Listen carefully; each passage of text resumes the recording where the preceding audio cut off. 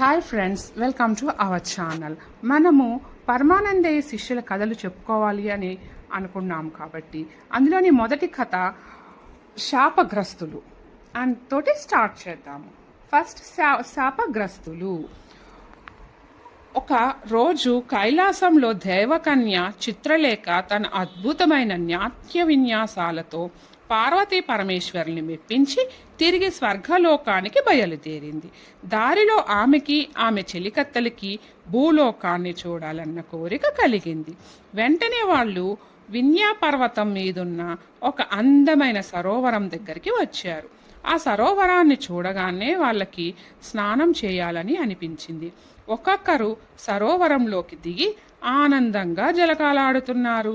అదే సమయంలో అరుణకేతు మహర్షి శిష్యులు 12 మంది ఆ సరోవరం పక్కన నుంచి నడుచుకుంటూ వెళుతున్నారు. పాపం వాళ్ళు జలకాలాడుతున్న దేవకన్యల్ని చూడనే లేదు.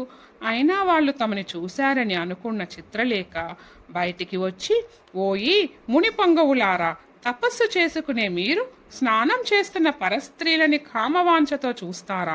ఇంత బుద్ధిహీనంగా ప్రవర్తించారు కనుక మీరంతా నేటి నుంచి బుద్ధిహీనులైపోదురుగాక అని శాపించి తన చెలికత్తెలతో కోపంగా స్వర్గానికి వెళ్ళిపోయింది.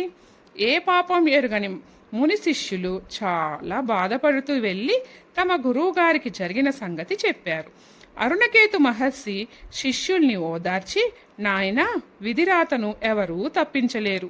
మీకు 5 సంవత్సరాల శాప విమోచనం జరుగుతుంది. ప్రస్తుతం మీరంతా విజయపురి రాజగురువైన పరమానందయ్య గారి దగ్గరికి వెళ్ళండి.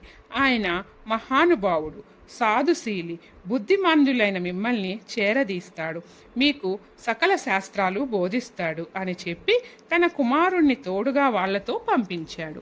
అరుణకేతు కుమారుడు అత్రి తండ్రి గారి శిష్యుల్ని వెంటబెట్టుకుని వెంకటాపురం అగ్రహారంలో ఉన్న పరమానందయ్య గారి దగ్గరికి వచ్చాడు. నమస్కారం పరమానందయ్య గారు, నేను అరుణకేతు మహర్షి కుమారుణ్ణి. నా పేరు అత్రి. ఇదిగో నా వెంట వచ్చిన వాళ్ళు మా తండ్రి గారి శిష్యులు. దేవకన్య చిత్రలేఖ శాపానికి గురై బుద్ధిమాందులైపోయారు. వీళ్ళకి శాప విమోచనం జరిగేంత వరకు మంచి విద్యాబుద్ధులు నేర్పించమని, అందుకు మీరే సమర్థులని మా తండ్రి గారు వీళ్ళని మీకు అప్పగించి రమ్మని నన్ను పంపించారు అని విన్నవించాడు. మంచిది నాయన, అరుణకేతుల వారి మాటని కాదంటానా? నేటి నుంచి వీళ్ళందరినీ నా బిడ్డలుగా చూసుకుంటా, నాకు తెలిసినవన్నీ బోధిస్తా. నువ్విక నిశ్చింతగా వెళ్ళిరా అని ఆశీర్వదించారు పరమానందయ్య గారు. ఆ మాటలు విని సంతోషించిన అత్రి ఆయనకి మరోసారి నమస్కరించి అక్కడి నుంచి వెళ్ళిపోయారు. ఆ విధంగా శాపగ్రస్తులైన అరుణకేతు మహర్షి శిష్యులు 12 మంది పరమానందయ్య గారి శిష్యులుగా మారి తమ చిత్ర విచిత్ర అమాయకపు చేష్టలతో లోకంలో హాస్యాన్ని పూయించారు.